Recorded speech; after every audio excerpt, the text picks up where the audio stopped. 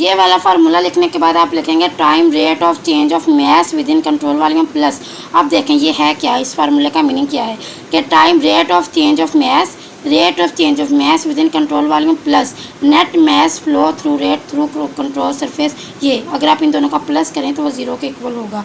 ये लाइन भी आपने याद रखनी है कि ये क्या है, रेट ऑफ चेंज ऑफ मास है और विद इन कंट्रोल वॉल्यूम, और ये क्या है देखें नेट मास है, flow rate through control surface. इन दोनों को जब आप प्लस करते हैं तो वो किसके इक्वल होता है, ज़ीरो के। Rate of change of mass within control volume plus net mass flow rate through control. चलिए ये ना भी करें, आपने सिर्फ इतना लिख देना है time rate of change of mass within control volume जितना rate of change of mass होता है, जिससे मास जो है वो जिस रेट के साथ चेंज होता है, अगर आप उसको प्लस कर दें उस नेट मास के साथ तो वो किसके इक्वल होगा, ज़ीरो के इक्वल होगा। अब जब ये आप लिख लेंगे फिर आपने इसमें करनी है थोड़ी सी चेंज। ये जो ज़ीरो है इसको आपने रखना है dB सिस्टम बाई dt, मतलब कि वो रेट ऑफ चेंज के सिस्टम में कितना चेंज हुआ उसके इक्वल है। फिर आपने क्या करना है, ये जो b होगा इसको आपने m के इक्वल रखना है, और यहाँ पे जो स्मॉल b है इसको 1 के, यहाँ पर भी स्मॉल b है इसको 1 के इक्वल रख के ये वाला फार्मूला आपने वहाँ पे निकालना है। वो जस्ट आपको क्वेश्चन में बोलेंगे जनरल कंजर्वेशन ऑफ मास का फार्मूला फाइंड आउट करें। आप ये वाला फार्मूला लिखेंगे। फिर मैंने जो किया था मुझे अपना याद है, और मेरी इसमें 4/4 CGP है अल्हम्दुलिल्लाह। मैंने पहले ये लिखा, ठीक है, उसके बाद मैंने इसको, ये मुझे याद था कि इसको मैंने इसके इक्वल रखना है dB सिस्टम बाई dt। लिखने के बाद फिर आपने ये बात याद रखनी है कि यहाँ पे जो कैपिटल B है इसको आपने m के इक्वल रखना है, और यहाँ पे जो स्मॉल b है इसको आपने 1 के इक्वल रख के ये वाला, बस यहाँ पे b आ रहा है वहाँ पे 1 लिखा, जहाँ पे यहाँ b आ रहा था m लिखा, बाकी फार्मूला वही है, बस ये वाला फार्मूला निकाल के आना है आप लोगों ने, और इस पर लिख लें, ये मोस्ट इंपॉर्टेंट है ये। नेक्स्ट आपके पास बर्नौली इक्वेशन। फर्स्ट ईयर में हमने बर्नौली इक्वेशन को पढ़ा था कि ये क्या होती है। बर्नौली इक्वेशन की यहाँ पे बस थोड़ी बहुत उन्होंने बात की है। नेक्स्ट इसका जब इसकी डेरिवेशन आएगी वो इसकी इंपॉर्टेंट है। रिलेशन बिटवीन, अब बर्नौली इक्वेशन में होता क्या है, pressure, velocity, elevation and is valid in region. अब ये जब बर्नौली इक्वेशन होती है ना, ये आइडियल फ्लूइड पे वैलिड होती है। मतलब इसमें क्या होता है, इनकम्प्रेसिबल फ्लो होता है जिसमें डेंसिटी कांस्टेंट होती है, ना इसमें कोई नेट फ्रिक्शनल फोर्स होती है, कुछ भी नहीं होता। तब ये इसमें बताता है हमें कि प्रेशर और वेलोसिटी और एनर्जी का आपस में क्या रिलेशन है, ठीक है। यही बात उन्होंने बस यहाँ पे लिखी है। नेक्स्ट आपके पास acceleration of fluid particle. Acceleration, ये वाला फार्मूला याद रखना है, ये भी हमने पढ़ा था कि जो एक्सेलरेशन होता है फ्लूइड पार्टिकल का वो किसके इक्वल होता है, v²/r के। और ये फार्मूला हम लोगों ने आई थिंक प्रूफ किया था फर्स्ट ईयर में, या फर्स्ट ईयर में भी हमने इसको प्रूफ किया था। नेक्स्ट आपके पास ये एक्सेलरेशन फ्लूइड पार्टिकल का सिंपल जो एक्सेलरेशन है वो है, और ये है स्टीम वाइज एक्सेलरेशन। अब ये वाला एक्सेलरेशन होता है, ये होता है स्पीड की वजह से, मतलब चेंज इन स्पीड की वजह से। लेकिन जो स्टीम वाइज एक्सेलरेशन होता है ये होता है चेंज इन डायरेक्शन। ये डायरेक्शन जब चेंज होती है ये उसकी वजह से होता है। तो ये आपसे पूछा जा सकता है कि एक्सेलरेशन ऑफ फ्लूइड पार्टिकल और स्टीम वाइज एक्सेलरेशन, इनमें क्या डिफरेंस है। तो याद रखना ये चेंज इन स्पीड और ये चेंज इन डायरेक्शन। नेक्स्ट है आपके पास, कोई इसमें ख़ास बात नहीं है, फिर भी एक बार इसको देख लें। For particle moving along a straight path. अब देखें, एक जो बॉडी है या एक पार्टिकल है वो स्ट्रेट लाइन में मूव कर रहा है, उसकी डायरेक्शन चेंज होगी नहीं, क्योंकि वो एक ही स्ट्रेट लाइन में मूव कर रहा है। तो वहाँ पे एक्सेलरेशन क्या हो जाएगा, 0। इसका मतलब रेडियस ऑफ कर्वेचर क्या हो जाएगा, इन्फिनिटी। कोई डायरेक्शन चेंज नहीं होगी, ठीक है। तो इस बर्नौली इक्वेशन किस पे वैलिड होती है, स्ट्रीम लाइन पे। याद रखना है बर्नौली इक्वेशन किस पे, स्ट्रीम लाइन पे होती है। और जो स्ट्रीम लाइन होता है उसमें क्या होता है, चेंज इन डायरेक्शन होती है। उसके बाद आपने ये लिखना है AS/dV/dt के इक्वल होता है। ये भी आपने पढ़ा था कि जो एक्सेलरेशन होता है वो चेंज इन वेलोसिटी के इक्वल होता है। यहाँ पे उन्होंने क्या किया, सिंपल उन्होंने पार्शियल एस और पार्शियल एस से मल्टीप्लाई भी करवा दिया, डिवाइड भी करवा दिया। अब ये वाला जो था ये v बन जाएगा, और ये dv पार्शियल ds ऐसे ही आ जाएगा। इसको लिखें या ना लिखें, लेकिन यहाँ पे जो याद रखने वाली बात MCQs के लिए ये है कि स्टीम लाइन जो एक्सेलरेशन होता है वो चेंज इन डायरेक्शन की वजह से होता है, और दूसरा एक्सेलरेशन होता है चेंज इन स्पीड की वजह से होता है। इसकी डेफिनेशन भी पूछ सकते हैं, ये MCQs में भी आ सकता है। नेक्स्ट है आपके पास एक्सेलरेशन स्टडी। एक्सेलरेशन कब स्टडी होता है, जब उसमें चेंज इन वेलोसिटी पोजीशन के साथ होती है, ठीक है। जब पोजीशन भी चेंज होती है, वेलोसिटी चेंज होती है, तब वो एक्सेलरेशन स्टडी होता है। नेक्स्ट ये वाला इंपॉर्टेंट है आपके लिए लॉन्ग के लिए, तो आपने इसको 100% करके जाना है, बार बार करके जाना है। समझ लें कि ये आपके पेपर में आया हुआ है। Derivation of Bernoulli equation. Sum of kinetic energy, potential energy, flow of energy is constant. मतलब इसमें अब आपने करना क्या है, आपके पास जो सम होगा काइनेटिक एनर्जी का, पोटेंशियल एनर्जी का और एनर्जी के फ़्लो का, वो कांस्टेंट होगा कब, along streamline during steady flow when compressive। ये मैंने आपको बताया है कि बर्नौली इक्वेशन के लिए जो फ्लो है वो कंप्रेसिबल भी होना चाहिए और इसमें कोई भी फ्रिक्शनल इफेक्ट नहीं होना चाहिए।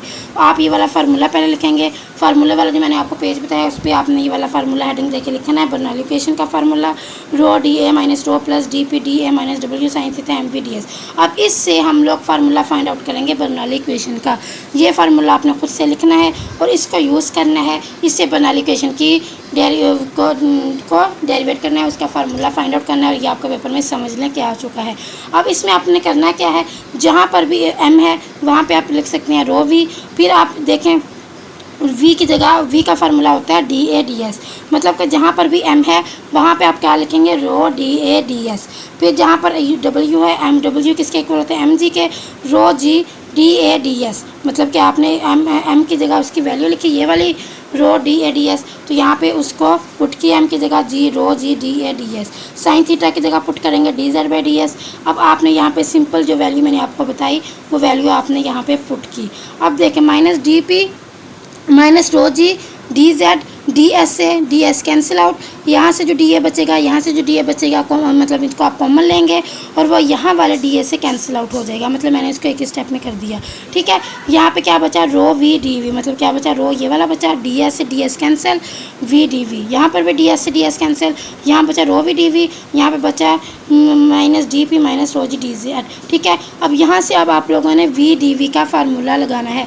वी डी वी का फार्मूला होता है 1/2 डी वी स्क्वायर, वो आपने जब यहाँ पे पुट किया देखें ये होगा D P by rho 1/2 D V square में रो जी जेड। अब यहाँ पे आपने इसको इंटीग्रेट का ये साइन लगा देना है, यहाँ पर भी लगा देना, ये आपके पास फार्मूला बन गया बर्नौली इक्वेशन का। अब देखिए इसमें आपने क्या बताना था, काइनेटिक एनर्जी, पोटेंशियल एनर्जी और एनर्जी फ्लो। ये काइनेटिक एनर्जी, ये kinetic energy 1/2 D V square, ये पोटेंशियल एनर्जी और ये rate of change of energy, इनका जब हमने सम किया तो वो किसके इक्वल आया 0 के।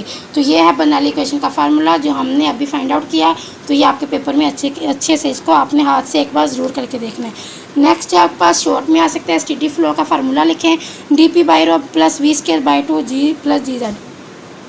आपने सिंपल क्या किया है 1/2 डी, यहाँ से आपने डी को ख़त्म कर दिया, मतलब ये जो डी का डेरिवेट का साइन था जब आप उसको ख़त्म कर देंगे तो यहाँ पे स्टेडी फ्लो का फार्मूला आ जाएगा D P by rho plus V square by 2 plus G Z. ठीक है, स्टेडी फ्लो का फार्मूला पूछ सकते हैं। नेक्स्ट है आपके पास स्टेडी इनकम्प्रेसिबल फ्लो। अब इनकम्प्रेसिबल जब आएगा इंटीग्रेट का साइन खत्म हो जाएगा, P by rho V square by 2 plus G D Z is equal to constant. याद रखना है स्टेडी फ्लो में क्या करना है, ये इंटीग्रेट का साइन स्टेडी फ्लो में आता है, लेकिन जब साथ इनकम्प्रेसिबल हो तो ये साइन नहीं आएगा। ठीक है, फिर है between two points of time Bernoulli equation का फार्मूला। बस एक साइड पे 1 पुट कर दें, rho 1 by rho P1 by rho plus V1 का स्क्वायर बाई 2 प्लस जी जेड 1, मतलब 1। दूसरी साइड पे आप यहाँ 1 की जगह 2 लिख दें, ये 2 पॉइंट्स के दरमियान फार्मूला आ गया। नेक्स्ट आपके पास डेरिवेशन ऑफ बर्नौली इक्वेशन, ये अभी हमने फाइंड आउट किया था फार्मूला। इसमें ये क्या है फ्लो ऑफ एनर्जी, ये क्या है काइनेटिक एनर्जी और ये क्या पोटेंशियल एनर्जी, इन तीनों का सम किया तो ये क्या है कांस्टेंट। तो यही हमने वहाँ पे स्टेट किया था कि kinetic energy potential energy in सबको जब आप प्लस करते हैं स्ट्रीम लाइन में तो वो किसके इक्वल होता है कांस्टेंट होता है, और इसको क्या कहते हैं conservation of mechanical energy principle. ये बात आपने याद रखना कि इसको कहते हैं conservation of mechanical energy principle. Next है आपके पास force balance across stream line, इसमें भी कुछ भी चेंज नहीं है, बस इसमें इतना है P by rho plus V square by R D N plus ये वाली वैल्यू उन्होंने थोड़ी सी चेंज की है, बाकी वही है। तो ये इंपॉर्टेंट नहीं है, इसको आप अनस्टेडी के लिए देखें। अब आपने थोड़ा सा ये याद रखना है कि स्टेडी और इनकम्प्रेसिबल के लिए ये वाला फार्मूला होता है। ठीक है, P by rho V square by 2 G Z, और अनस्टेडी और कंप्रेसिबल मतलब ये दोनों अपोजिट केस है ना, स्टेडी की जगह अनस्टेडी आ गया, इनकम्प्रेसिबल की जगह कंप्रेसिबल आ गया। इसके लिए फार्मूला बाकी तो वही है, लेकिन ये चीज़ ऐड हो जाएगी। ठीक है, partial V partial D T D S, यहाँ पे इंटीग्रेट का साइन, बस ये चीज़ ऐड होगी और यहाँ पे इंटीग्रेट का साइन आ जाएगा। ये चीज़ ऐड होगी कब, जब फ्लो क्या होगा अनस्टेडी होगा कंप्रेसिबल होगा, और ये चीज़ यहाँ पे नहीं होगी जब फ्लो क्या होगा इनकम्प्रेसिबल होगा और स्टेडी होगा। नेक्स्ट आपके पास static dynamic and stagnation pressure, वही वाला फार्मूला बस इन्होंने लिखा है, फिर एक बार इंटीग्रेट में लिखा है, एक बार इंटीग्रेट। अब यहाँ पे देखें इन्होंने क्या किया है, ये जो रो यहाँ पे डिवाइड हो रहा था ना p बाई रो, इनको उन्होंने मल्टीप्लाई कर दिया, मतलब इसके डिवाइड भी कर दिया, मल्टीप्लाई भी कर दिया। जब डिवाइड किया ये वाला से कैंसिल, मल्टीप्लाई करेंगे कैंसिल हो जाएगा, यहाँ पे p बचेगा, यहाँ पे रो v² 2 बचेगा, यहाँ पे रो gz बचेगा। मतलब दोनों साइड पे आपने रो को मल्टीप्लाई किया, यहाँ पे कांस्टेंट ही आ जाएगा। जहाँ पे जब रो से मल्टीप्लाई करेंगे ये वाला कैंसिल आउट, p बचेगा, v² 2 के साथ रो आ जाएगा, यहाँ पे रो gz आ जाएगा। अब यहाँ पे आप लोगों ने बताना है स्टैटिक प्रेशर क्या होता है, डायनामिक प्रेशर क्या होता है, हाइड्रोस्टैटिक प्रेशर क्या होता है, टोटल प्रेशर क्या होता है। स्टैटिक प्रेशर होता है it represent actual thermodynamic pressure, जो आपके पास एक्चुअल प्रेशर होता है उसको कहते हैं स्टैटिक प्रेशर। डायनामिक प्रेशर क्या होता है, ये वाला जो प्रेशर है ये क्या है स्टैटिक, ये वाला जो है ये क्या है डायनामिक प्रेशर। ये क्या होता है देखें, जब भी जो फ्लूइड है वो मूव करता है, मोशन में होता है, तब जो प्रेशर होता है उस प्रेशर को कहते हैं डायनामिक प्रेशर। फिर है हाइड्रोस्टैटिक प्रेशर, ये वाला रो gz, ये स्टैटिक, ये डायनामिक, और ये क्या है हाइड्रोस्टैटिक। हाइड्रोस्टैटिक के प्रेशर तो नहीं होता, इसको हम लोग प्रेशर नहीं कहते, लेकिन ये क्या, ये कंडीशंस पे डिपेंड करता है कि फ्लूइड का वेट कितना है और उस पर प्रेशर कितना है। टोटल प्रेशर क्या होता है, जब आप तीनों प्रेशर्स को प्लस कर देते हैं तो वो क्या हो जाता है, टोटल प्रेशर हो जाता है। और total pressure remain constant in Bernoulli equation. Total pressure क्या होता है, कॉन्स्टेंट होता है, मतलब जब आप इन तीनों को प्लस करेंगे टोटल प्रेशर आएगा, और टोटल प्रेशर क्या है, कॉन्स्टेंट होगा। नेक्स्ट आपके पास स्टैग्नेशन प्रेशर। स्टैग्नेशन दो को प्लस करने से आता है, आप स्टैटिक और डायनामिक को दोनों को प्लस करेंगे तो क्या आ जाएगा, स्टैग्नेशन आ जाएगा। जिसमें देखें स्टैटिक ये है, डायनामिक ये है, इन दोनों को प्लस करेंगे तो आपका स्टैग्नेशन आ जाएगा। जब आप इस तीनों को प्लस करेंगे स्टैटिक, प्रेशर, डायनामिक और हाइड्रोस्टैटिक, तब टोटल प्रेशर बनेगा। तो ये भी आप लोगों ने याद रखना है। नेक्स्ट है आपके पास फ्लूइड वेलोसिटी। फ्लूइड वेलोसिटी का ये वाला फार्मूला याद रखना है, 2p stagnation minus p over rho. ये वाला फार्मूला इंपॉर्टेंट है फ्लूइड वेलोसिटी का, तो ये भी आप लोगों ने क्या करना है, याद रखना है। नेक्स्ट आपके पास है कुछ conditions, limitations on use of Bernoulli equation. ये मतलब कि ये अभी आपके लॉन्ग में आ सकता है कि बर्नौली इक्वेशंस की लिमिटेशंस बयान करें कि कौन कौन सी होती हैं। तो इसकी जो फर्स्ट कंडीशन है वो है कि जो फ्लो है वो स्टेडी होना चाहिए, ठीक है। नेक्स्ट है आपके पास कि वो उस पर जो फ्रिक्शनल फोर्स इफेक्ट करती हैं वो निग्लिजिबल होनी चाहिए। फिर आपके पास जो फ्लो है आपका वो इनकम्प्रेसिबल होना चाहिए, मतलब कि उसमें डेंसिटी कांस्टेंट होनी चाहिए, ठीक है। ये देखें यहाँ पे मैं फ्रिक्शनलेस का मतलब है उस पर कोई भी स्मॉल फोर्स भी फ्रिक्शनल वो भी इफेक्ट ना करे, और अगर करे तो वो बिल्कुल ही क्या हो, निग्लिजिबल हो, ठीक है। इससे आप ये देखें यहाँ पे आप तीन, ये कितनी है, 1 2 3 4 5 6 तो आपको वो खैर नहीं बोलेंगे कि आप 6 के 6 लिखें, आप या इनके नेम लिखने के बोलेंगे। अगर आपने एक्सप्लेन करना हुआ मैक्सिमम आप 3 को भी एक्सप्लेन कर दें तो आपको मार्क्स मिल जाएंगे। फिर है नेग्लिजिबल हीट ट्रांसफ़र, कि आप पास फिर आपने यहाँ पे लिखना है जो डेंसिटी होती है वो टेम्परेचर पे डिपेंड करती है, ठीक है। और जब डेंसिटी हम लोग यहाँ पे कांस्टेंट ले रहे हैं तो इसका मतलब है कि जो टेम्परेचर है वो भी सिग्निफिकेंट होना चाहिए, ना बहुत ज़्यादा गर्म ना बहुत ज़्यादा ठंडा। तो ये वाली आप लोगों ने याद रखनी है, ठीक है। मैक्सिमम ये कितनी है, 6 हैं, तो आप इसमें से 4 कर लें या 3 कर लें, लेकिन इनके नेम आपको याद होने चाहिए। वो पूछ सकते हैं कि लिमिटेशन बर्नौली इक्वेशंस के बताएं, तो आपने बताया it must be steady flow, negligible viscous effect, incompressible flow, non negligible heat transfer, ठीक है। नेक्स्ट आपके पास flow along a stream line, वही वाला फार्मूला उन्होंने भी, ये एक बात को उन्होंने बहुत दफ़ा लिखा है, तो वही वाला formula p by rho v² 2 gz है। जब ये रो नीचे होगा तब यहाँ पे नहीं होगा। अगर ये देखो दोनों फार्मूले बिल्कुल ठीक है, अगर आप ऐसे भी लिख देना p plus rho v² 2 rho gz is equal to constant, ये भी ठीक है और ये वाला भी ठीक है। नेक्स्ट है आपके पास आइडियल फ़्लो। आइडियल फ़्लो एक ऐसा फ़्लो होता है जिसमें आप स्पीड को इंक्रीज़ करें, प्रेशर नहीं, ये आपने एमसीक्यूज़ के लिए बात याद रखनी है, बहुत ज़्यादा अहम है। जहाँ पर स्पीड ज़्यादा होगी वहाँ पर प्रेशर कम होगा, जहाँ पर प्रेशर कम ज़्यादा होगा वहाँ पर स्पीड कम होगी। ये दोनों क्या होते हैं, इन्वर्स रिलेशन में होती हैं। नेक्स्ट आपके पास आइडियल फ्लूइड की डेफिनेशन, एक फ़्लो कब एक फ़्लो जो कि इनकम्प्रेसिबल भी हो, मतलब कि डेंसिटी कांस्टेंट हो, और दूसरा विस्कोसिटी 0 हो, मतलब कोई भी वहाँ पे रेजिस्टेंस ना हो, कोई भी हर्डल ना हो, तो इसको कहते हैं आइडियल फ्लूइड, ठीक है। तो ऐसे फ्लूइड जिसमें जो इनकम्प्रेसिबल भी हो, 0 विस्कोसिटी हो या नो इंटरनल रेजिस्टेंस हो, उसको कहते हैं आइडियल फ्लो। नेक्स्ट है इसकी डेफिनेशन, डायमेंशन, अब डायमेंशन भी बहुत बहुत ज़्यादा अहम है, लेकिन डायमेंशन के लिए ज़रूरी नहीं है कि आप ये सब कुछ लिखें। मेरे पेपर में ये आया था, मैंने ये वाला फार्मूला लिखा, P + 1/2 rho V square rho G H is equal to constant. फिर आपने P लिखना है, नीचे 1/2 रो वी स्क्वायर लिखना है रो जी एच। अब यहाँ पे आपने वो पूछे क्वेश्चन ये होगा कि आप ये जो बर्नौली इक्वेशन की डायमेंशन है इसको फाइंड आउट करें और बताएं क्या ये कांस्टेंट है। अब आपने इन तीनों की लेनी है डायमेंशन, इसकी डायमेंशन, इसकी डायमेंशन, इसकी डायमेंशन सेम होनी चाहिए, ये बात आप याद रखें। अब ये है प्रेशर, प्रेशर का आपको पता होगा न्यूटन मीटर पर स्क्वायर, ये होती है इसकी प्रेशर की डायमेंशन। अगर आप ये नहीं भी लिखना चाहते आप डायरेक्ट लिख दें जाउल मीटर पर क्यूब।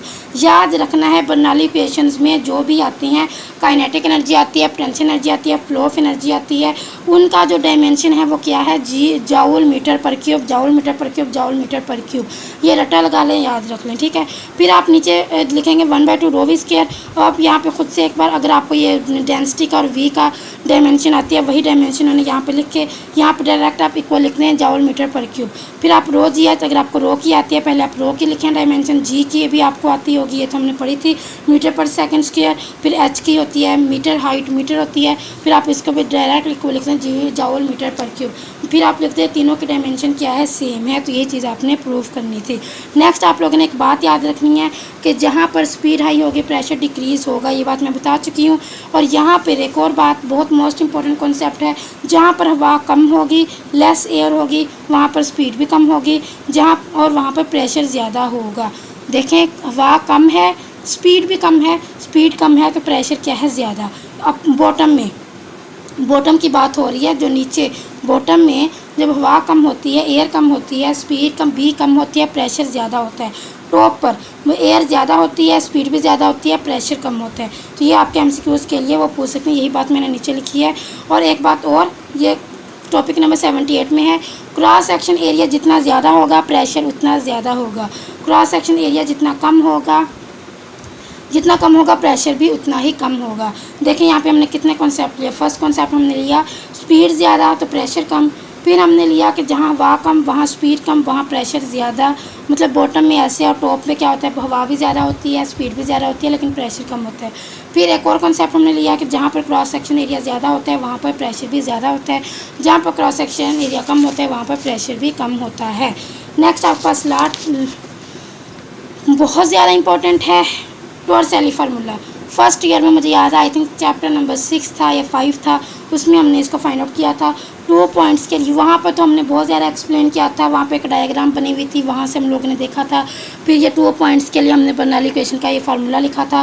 फिर आपने बताना है कि जब P1 है P2 के इक्वल है तो ये क्या हो जाएंगे, कैंसिल। फिर आपने यहाँ पर डायरेक्ट लिखना है रो जी और एक V1 को 0 करना है। याद रखना है ये इस फार्मूले का जब प्रूफ आएगा 3 बातें याद रखनी है, P1 को P2 के इक्वल रखना है, V1 को 0 करना है। फिर आपके लिए V2 का फार्मूला फाइंड आउट करना है, कोई औखा काम ही नहीं है, क्योंकि देखें यहाँ पे रो जी Y1, फिर आप लिखा 1/2 रो V2 का स्क्वायर और ये वाला रो जी Y2। यहाँ पे आपको पता है आपने क्या निकालना है, V2 का स्क्वायर को निकालना है। सिंपल आप क्या करेंगे, दोनों आके इधर माइनस हो जाएंगे और ये क्या हो जाएगा 2y/2y माइनस y1 को इक्वल रखना है GH के, तो 2GH हो जाएगा। तो अब जब इसका आप स्क्वायर रूट लेंगे तो ये क्या होगा 2GH। सिंपल सी मैथ है, 3 बातें बस याद रखें, सॉरी 2 बातें, P1 को P2 के इक्वल रखें, कैंसिल आउट करें, V1 को 0 रखें, तो टॉर्सेली का फार्मूला ये वाला ये आपके पास आ जाएगा। फिर वही बात आगे जाउल मीटर पर क्यूब वाली डायमेंशन बतानी थी, ये उन्होंने 2 टॉपिक्स में दी हुई थी।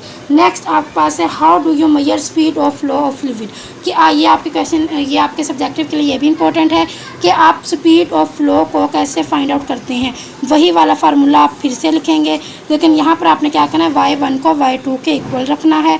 जब Y1 को Y2 के इक्वल रखेंगे ये कैंसिल आउट, यहाँ पे ये बचा, यहाँ पर ये बचा।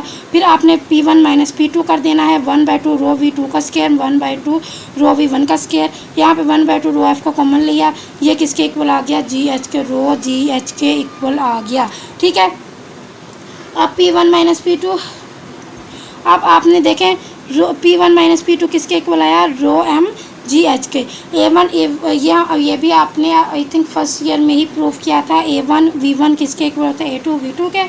और फिर जब आप यहाँ से V2 को फाइंड आउट करेंगे तो यहाँ पे A1 V1 ओवर A2 आ जाएगा। अब आपने क्या करना है, rho M GH is equal to 1/2। अब इसमें आपने V2 की वैल्यू को पुट करना है।